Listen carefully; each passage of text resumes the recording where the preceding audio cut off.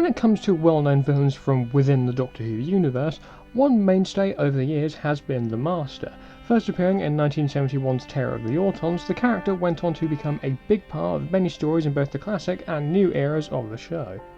The 60th anniversary specials mentioned an unseen encounter between the Master and the Celestial Toymaker, which was further hinted at with the golden tooth he was imprisoned in being picked up by an ominous hand with some red nail polish, which to this day we are yet to get any kind of answer on.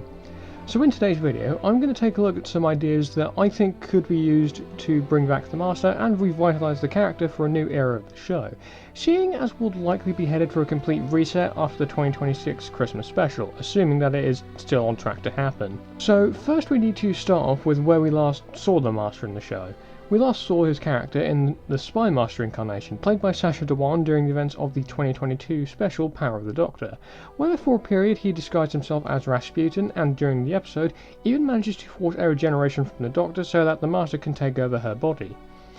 After causing some chaos pretending to be the Doctor, the Master's forced regeneration was reversed and the Doctor returned.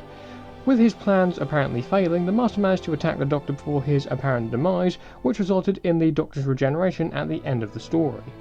However, the fate of the Master was left up to interpretation, likely so that the character could be brought back in another story under a new showrunner, as Power of the Doctor was of course Chris Chibnall's final story as the showrunner. So with that said, how could a return for the Master work in a new series of the show? Well, for me, that answer actually lies from within the expanded media, specifically the Virgin New Adventures range. Now, for those who aren't well immersed in earlier expanded media of Doctor Who, the Virgin New Adventures series of novels began in the early 90s and continued the adventures of the Seventh Doctor and Ace, where the television story Survival initially left off. Some noteworthy parts of the range include books such as Human Nature, which was adapted by Paul Cornell for the new series in 2007, and even characters such as Bernie Summerfield, who went on to become a fixture in the audio dramas and got her own series of adventures alongside many other characters. Regarding which book we'll be using from that range, we're going to be looking at the story First Frontier for this video.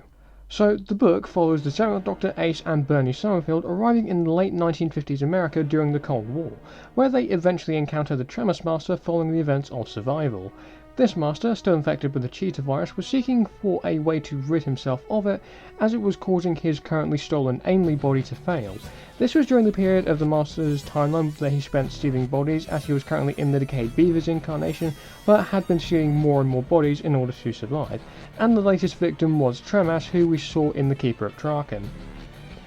The Master contacts a race of aliens known as the Tsun Confederacy and offers a chance for the Tsun race to assimilate Earth into their confederacy, in exchange for escape from Earth and access to the Tsun's genetic engineering tech to extract the cheetah virus from his body.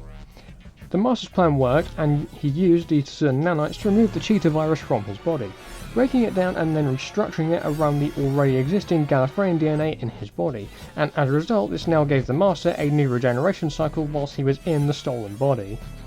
After Ace shoots him later in the book, the Master regenerates into a new incarnation commonly referred to in fan circles as the Tsun Master, named after the tech that he used to prepare himself.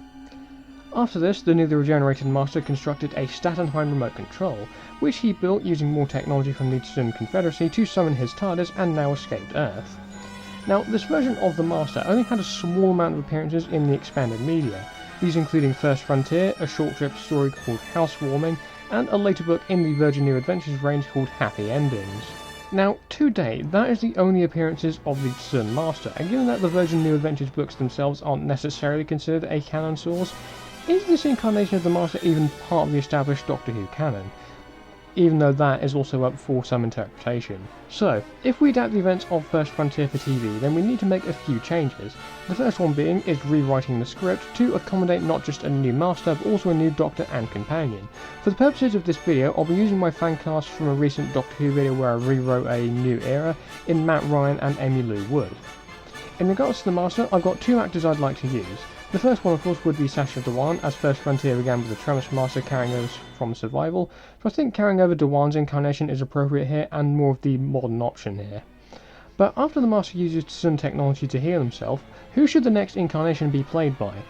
Well, to answer that question, I'm going to go back to another video of mine. In a video where I discuss things I'd like to see in an eventual Season 3 of Doctor Who, whenever that may be, one thing I mentioned was perhaps bringing back Matt Smith in a more villainous role, and in a previous interview, Matt actually said he'd quite like to come back as an incarnation of the Master, which honestly is an idea I love, so much so that I've adapted it into my version of First Frontier.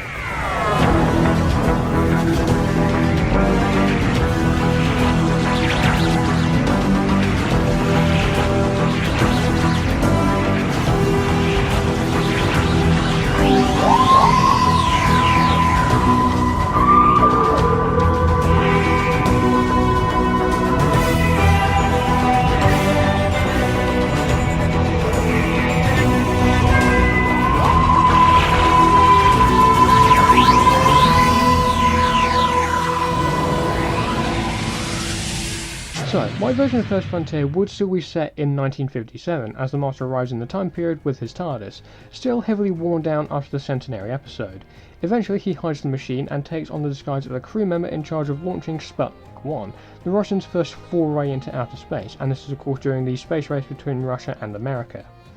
The Master's plan is to use the space mission for his own gain, and intends to use Sputnik 1 to contact an alien race known as the Sun Confederacy, and offers the chance for the race to assimilate Earth into their confederacy in exchange for access to technology that can repair his TARDIS, as well as access to their genetic engineering tech to repair his body, which was still failing him at this point in time. The Sun agreed, but it would be upon the race's arrival to Earth that the Doctor and his companion would intervene, attempting to sabotage the deal before the Master can cause any real damage. But it's too late, and the Master has successfully used the Sun's nanotechnology to repair his body, and after the Sun implant the device into the Master's TARDIS, it is successfully restored to its original state, as the chameleon circuit alters itself and changes it into a small laboratory.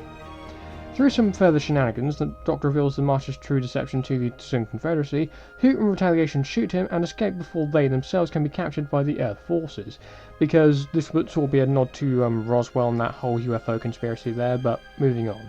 The Master, as it turns out, wanted this to happen, as the Doctor and his companion watch as the Master regenerates, and once the process completes, the Doctor is actually disturbed to find that the Master subconsciously chose the face of one of the Doctor's past faces, specifically his 11th incarnation. The Doctor then realises that this whole plan was just so the Master could take a face that once belonged to him. He didn't care about the Sun and the promise he made, all he needed was access to their nanotech to heal his body and regenerate. Once the Soviets become aware of these plans, they very quickly attempt to arrest the Master, who uses his tissue compression eliminator and triggers an explosion at the facility to escape in his TARDIS. The Doctor and his companion are now concerned that the Master, having the face of the 11th Doctor, could begin to undo a lot of the good that the Doctor himself has been responsible for, and this would be where the story ends, and it brings the Master back and helps you set up his eventual return in another story, and I really hope that happens.